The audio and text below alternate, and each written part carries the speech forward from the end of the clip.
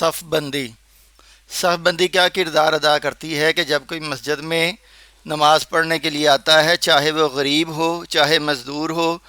چاہے 100 فیکٹریوں کا مالک ہو، سبھی ایک صف میں آ کے کھڑے ہوتے ہیں۔ بہت زیادہ امیر کبیر آدمی اپنی سیٹ جو ہے وہ مسجد میں آ کے ریزرو نہیں کروا سکتا۔ ہو سکتا ہے کہ ایک بہت بڑا امیر آدمی جب نماز پڑھنے کے لیے صف میں کھڑا ہو تو اس کے ساتھ جو ہے ایک ایسا غریب آدمی، ایک مزدور کھڑا ہو جائے جس کے کپڑے جو ہیں وہ پھٹے ہوئے ہوں۔ یہ صف بندی کی جو خوبی ہے یہ کوئی اور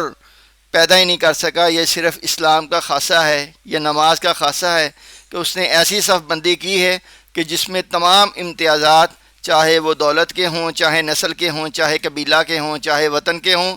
چاہے رنگ کے ہوں، سارے کے سارے امتیازات ختم کر دیے ہیں۔ اور جب مسجد میں آ کے بندہ کھڑا ہوتا ہے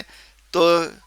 کھڑے ہو گئے ایک ہی صف میں محمود و ایاز، نہ کوئی بندہ رہا، نہ کوئی بندہ نواز والی کیفیت پیدا ہو جاتی ہے۔ اور جب یہ سارے لوگ ایک صف میں کھڑے ہو کے کندھے سے کندھا ملا کے نماز پڑھتے ہیں، رکوع کرتے ہیں، سجود کرتے ہیں، تو اس سے پھر ان کے اندر منظم اجتماعی حرکت جو ہے وہ پرورش پاتی ہے، جس سے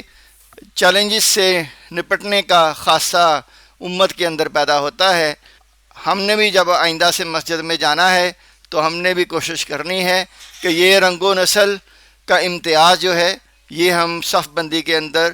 ختم کریں اور ایک صف بنا کے بنیان مرصوص کی طرح